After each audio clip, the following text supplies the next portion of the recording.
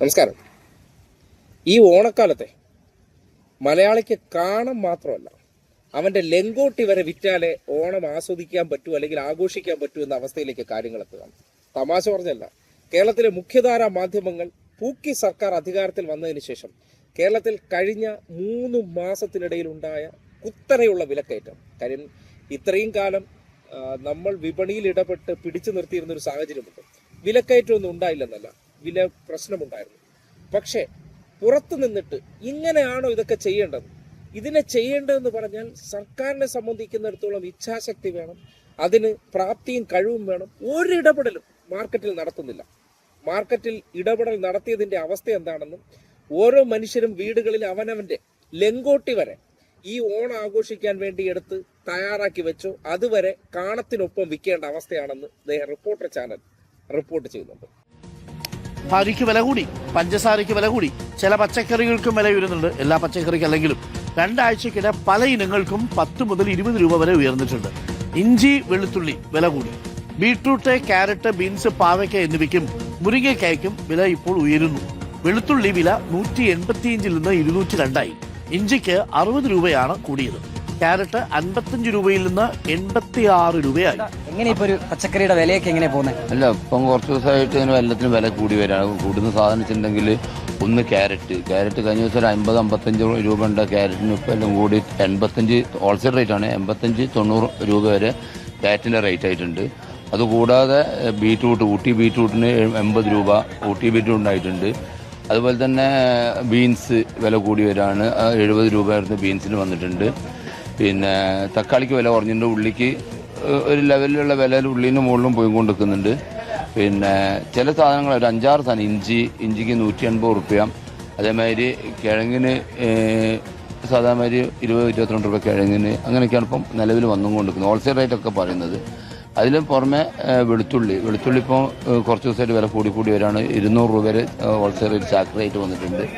അങ്ങനെയാണ് ഇപ്പോൾ നിലവിൽ വില കുറവുള്ള സാധനമുണ്ട്. ഇല്ല എന്നില്ല. ഇപ്പം തക്കാളിക്ക് ഓൾറെഡി തക്കാളിക്കൊക്കെ വില കുറവ്, നല്ല വില കുറവ്. 12 രൂപ 15 രൂപ 20 രൂപ തക്കാളിക്ക് വില ഉള്ളൂ. നമ്മൾ ഈ ട്രെൻഡ് വെച്ച് നോക്കുമ്പോൾ ഈ ഓണൊക്കെ ആകുമ്പോഴത്തേക്ക് എങ്ങനെയായിരിക്കും ഒരു വില? അല്ല, ഓണം ആകുമ്പോഴത്തെ ഏകദേശം വില മാറ്റങ്ങൾ. ഇപ്പം പയറിനിപ്പം 50 രൂപയാണ് പയറിനുള്ളത്. അതും പയർ, പാവക്ക, ആ സാധനമൊക്കെ വില. ഇപ്പം പാവയ്ക്ക് ഇപ്പം 60 രൂപ ഹോൾസെയിൽ റേറ്റ് ഉണ്ട്. അത് കുറച്ച് ദിവസം മുമ്പ് എന്തായാലും മറക്കാൻ എങ്ങനെ കഴിഞ്ഞ ഓണത്തിന് പച്ചക്കറി വില കുറവായിരുന്നു. അതേമാതിരി അതിന് മുന്നത്തെ ഓണത്തിന് വില കൂടുതലായിരുന്നു. അപ്പം എങ്ങനെയാണ് കർഷകർ സാധനം ഉണ്ടെങ്കിൽ അതിനനുസരിച്ച് വില മാറ്റം വരും. കാരണം കൂടുതൽ വരാതെക്കാനാണ് നമ്മൾ നോക്കുക. കുറഞ്ഞാലേ കച്ചവടം കൂടുതൽ കിട്ടും. അതത്രേ ഉള്ളൂ. അപ്പോൾ ഒരു വലിയ ടെൻഷൻ ഇല്ലാതെ സദ്യ ഉണ്ണ എന്നുള്ളതാണോ നിലവിലെ സാഹചര്യം? അല്ല, അങ്ങനെയാണ് വേണമെന്നാണ് ഞങ്ങൾ ആഗ്രഹം. കാരണം ജനങ്ങൾക്ക് ബുദ്ധിമുട്ടില്ലാത്ത രീതിയിലാണ് കച്ചവടം പോകേണ്ടത്. വില കുറഞ്ഞ് കിട്ടിയാലും മറ്റുള്ളവർക്കൊക്കെ ഉപകാരപ്പെട്ടില്ല. വില കൂടി വെച്ചിട്ട് ഇപ്പോഴത്തെ വിലക്കയറ്റും മറ്റുള്ള ജനങ്ങളെ എല്ലാം ബുദ്ധിമുട്ടിലാണല്ലോ. വില കുറഞ്ഞ് വരണമെന്നാണ് ഞങ്ങൾ കച്ചവടക്കാരാഗ്രഹം. കേട്ടല്ലോ, ഉപ്പ് തൊട്ട് കർപ്പൂരം വരെയുള്ള സകലത്തിനും വിലക്കയറി. പ്രത്യേകിച്ച് അരിയാണെങ്കിൽ, സതീശനാണെങ്കിൽ പണ്ട് മട്ടയരിക്ക് 60 രൂപയായി എന്ന് പറഞ്ഞുകൊണ്ട്. കാര്യം മട്ടയരി അല്ലല്ലോ നമ്മുടെ എല്ലാ മനുഷ്യരും. സതീശന്റെ വീട്ടിൽ മട്ടയരി ആയതുകൊണ്ട് മട്ടയരിക്ക് വില കൂടിയെന്നാണ്. പക്ഷേ നമ്മുടെ നാട്ടിലെ സാധാരണക്കാരായിട്ടുള്ള മനുഷ്യർ ഉപയോഗിക്കുന്ന സുലേഖ അരിയുണ്ട്, അതിനോടൊപ്പം തന്നെ ജയ അരിയുണ്ട്. ഈ സുലേഖ, ജയ അരികളൊക്കെ കുത്തനെ, അതായത് 6-7 രൂപയാണ് ഒറ്റയടിക്ക് വർദ്ധിച്ച് കയറിപ്പോയത്. നേരത്തെ 40 രൂപയ്ക്ക് താഴെ നിന്ന അരികളൊക്കെ ഇപ്പോൾ വാങ്ങിക്കണമെങ്കിൽ 50 രൂപ എടുത്ത് കൊടുക്കേണ്ട ഒരു അവസ്ഥ, അതിന് മുകളിലേക്ക് പോവുകയാണ്. നമ്മുടെ നാട്ടിലെ മാധ്യമങ്ങളിൽ ചിലരൊക്കെ ഇപ്പോൾ വാർത്തയാക്കുന്നുണ്ട്. പക്ഷെ ഒരു കാര്യം ആലോചിച്ച് നോക്കൂ. 3 മാസത്തിനിടെ അധികാരത്തിൽ വന്നാൽ നമ്മുടെ ഒരു സർക്കാർ സംവിധാനമാണെങ്കിൽ ആ വരവിൽ തന്നെ ജനങ്ങൾക്ക് ഏറ്റവും സഹായകരമാകുന്ന ഇടപെടൽ നടത്തണം. ഇതെന്തൊക്കെയാണ്? ജനങ്ങൾ നിത്യോപയോഗ സാധനങ്ങൾ അല്ലെങ്കിൽ എസെൻഷ്യൽ ഗുഡ്സ്, അവന്റെ ജീവിതത്തിൽ അനിവാര്യമായിട്ടുള്ള കാര്യം, അതിൽ വൈദ്യുതി എപ്പോൾ വരും, എപ്പോൾ പോകും, പിന്നെ അത് എപ്പോൾ വരും എന്ന് ആർക്കും അറിയാൻ പറ്റാത്ത അവസ്ഥയായി. എന്നാൽ നമ്മൾ കഞ്ഞി കുടിച്ച് കിടക്കാം, ഈ കറണ്ടേ ഇല്ല, കഞ്ഞി കുടിച്ച് കിടക്കാമെന്ന് വിചാരിച്ചാലോ? അപ്പോൾ അരിക്കും പൊരിക്കും എല്ലാത്തിനും തീ പിടിച്ച വില. പച്ചക്കറിയാണെങ്കിൽ കിട്ടാനില്ല. അത് ഇപ്പോൾ പറയുന്ന തമിഴ്നാട്ടിൽ മഴ ഉണ്ടാകാത്തതിൻ്റെ ഒരു ആഫ്റ്റർ എഫക്ട്സ് അവിടുത്തെ പച്ചക്കറിയെ ബാധിച്ചിട്ടുണ്ട്. കേരളത്തെ അത് തീവ്രമായി ബാധിക്കാൻ പോകുന്നു. ഇന്നലകളിൽ ഈ പ്രശ്നമൊന്നും നമ്മുടെ നാട്ടിലില്ലായിരുന്നു. ഇന്നലകളിൽ ഇതെല്ലാം ഇവിടെ ഭരിക്കുന്നവരുടെ കഴിവുകേടായിരുന്നു. ആ നിലയ്ക്ക് നോക്കുമ്പോൾ ഇവർ എരണമുള്ള ഭരണക്കാരാണ്, തറവാട്ട് മഹിമയുള്ളവരാണ്. ഈ നാട്ടുരാജാക്കന്മാരായിട്ടുള്ള ഞങ്ങളെ പൂർവികരാണ് ഭരിച്ചിരുന്നത്. ഞങ്ങൾ വന്നു കഴിഞ്ഞാൽ ഐശ്വര്യ സമൃദ്ധമാണെന്ന് പറയുമ്പോൾ മഴയുണ്ടോ? മഴയില്ല. ആ മഴയില്ലാത്തതിന്റെ അവസ്ഥ എന്താണ്?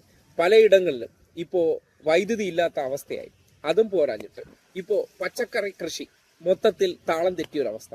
അപ്പോൾ ഒരു മാസം മാത്രം അവശേഷിക്കുന്ന ഓണക്കാലം, ഒരു മാസവും തികച്ചില്ല, കേവലം 10-26 ദിവസം അപ്പുറത്തുള്ള ഒരു ഓണക്കാലം ഇങ്ങോട്ടേക്ക് വരുമ്പോൾ മലയാളിയെ സംബന്ധിക്കുന്നിടത്തോളം ഇത്തവണത്തെ ഓണം ആഘോഷിക്കണമെന്നുണ്ടെങ്കിൽ ചെറിയ ഒരു രീതിയിൽ പോകത്തില്ല. കാര്യം ഇപ്പോഴത്തെ വില ഇതിനെ താഴേക്ക് കൊണ്ടുവരാൻ വേണ്ടി ഇവർ ഇടപെടൽ നടത്തിയിരുന്നെങ്കിൽ കഴിഞ്ഞ മാസം നടത്തണമായിരുന്നു. ഇനിയിപ്പോൾ ഇവർ ഇടപെടൽ നടത്തി കഴിയുമ്പോൾ ഓണം കടന്നു പോയി കഴിയും. എങ്ങനെയാണ് മലയാളിയുടെ ജീവിത നില താളം തെറ്റിക്കുന്നത്, അടുക്കള ബജറ്റ് താളം തെറ്റിക്കുന്നത്, അവന്റെ കുടുംബാസൂത്രണം താളം തെറ്റിക്കുന്നത് എന്നതിനെ സംബന്ധിച്ചൊക്കെ ഒരു കൃത്യമായിട്ടുള്ള ഉദാഹരണം കേവലം 3 മാസത്തിനകം കാട്ടിത്തരുമ്പോൾ കേരളത്തിലെ ഏഷ്യാനെറ്റ്, മനോരമ തുടങ്ങിയ പല ചാനലുകളും അല്ലെങ്കിൽ പത്രങ്ങളൊന്നും ഇതൊന്നും വാർത്തയേ അല്ല. അത്തരം വാർത്തകൾ ഒളിച്ചു പിടിക്കുന്ന അവരുടെ മനോഭാവങ്ങൾ കൂടി നിങ്ങൾ മനസ്സിലാക്കുക.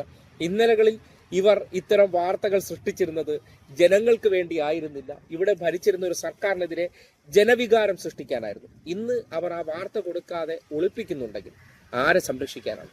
ആർക്കു വേണ്ടിയാണ് മാധ്യമ പ്രവർത്തനം എന്ന പേരിൽ നടത്തുന്ന ഈ കുഴലൂത്ത് എന്നുകൂടി നാട്ടുകാർക്ക് ചിന്തിക്കാവുന്നതാണ്.